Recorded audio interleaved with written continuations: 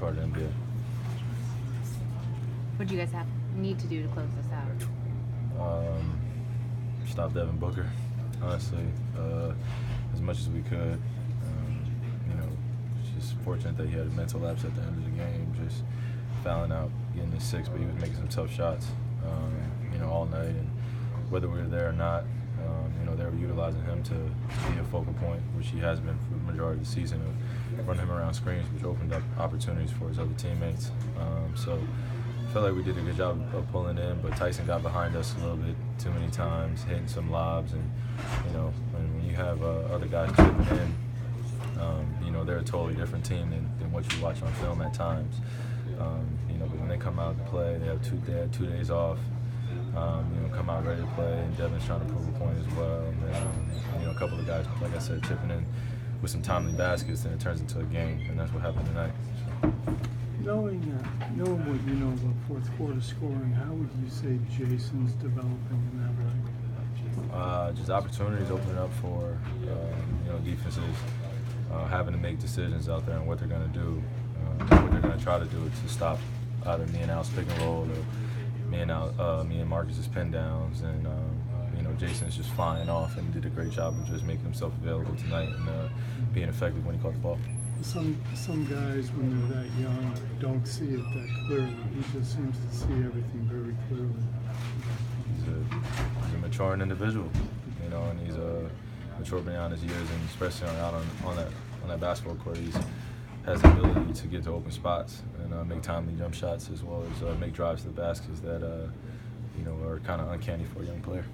You don't have a lot of these early type games throughout the season, but for a player, what's the biggest adjustment when you have to kind of get it going 6-7 hours earlier than you normally do? Just waking up, waking your body up, getting your mind just dialed into what you're about to go into. It's kind of hard to prepare when you have to really get a good night's sleep or time it the right way, just because it's a little unusual time to have it at 1 p.m. But it's those happen at times, and you just got to prepare as best you can. When you get out there, does it take a minute to just kind of get your body into that mode of you got a game to play right now?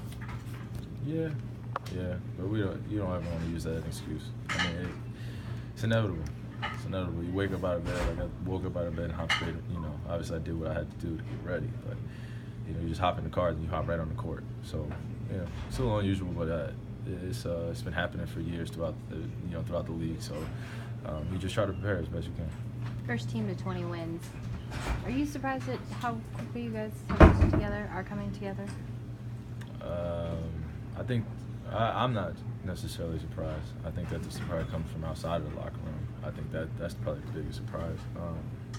More than anything, I think that we have a few goals that we want to hit, a few milestones that we want to hit throughout the season. But the most important thing is to build consistency. And when you do that, you can start to develop going from a good team into a great team. And we still have a long way to go before we consider ourselves a great team, before anybody considers that, which we understand. But when you're hitting marks, every 10 games, every 20 games, every 30 games, and it's consistent, you know what you can expect from us as a team, and then we start getting in that conversation. So we're doing an incredible job of just trying to continue to build. How valuable is it to have a big like Al who can take the ball up the floor as consistently as he does? It takes some energy. When I don't have to bring the ball up, he's able to initiate our offense and conserve some energy for on my end. So.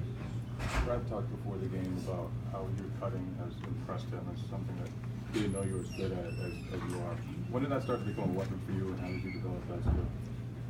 Man, I've been a basketball player for a little bit, so it's literally depends on where you are and what the team needs and the position that you're in order to sacrifice yourself at times for cuts or running to the corner or doing the little things that matter to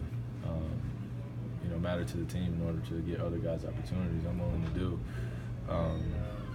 It's just being a basketball player, being able to adjust, and our offense is predicated on moving the basketball and cutting. So, when I first came here, I was able to see some opportunities where I was able to kind of dive and guys would turn their heads, and I was able to sink in the defense and get other guys open shots. So, it's a fun part of the game when you run and you sacrifice yourself, and it's not going to necessarily show up in the stat book, but that's fine. As long as you give your teammate open shot. Kyrie, you were in maybe similar position as Booker early in your career, where you were the focal point, the centerpiece of the team. You were losing a lot. How do you get used to not losing and not get accustomed to that? How do you kind of keep the franchise on your shoulders when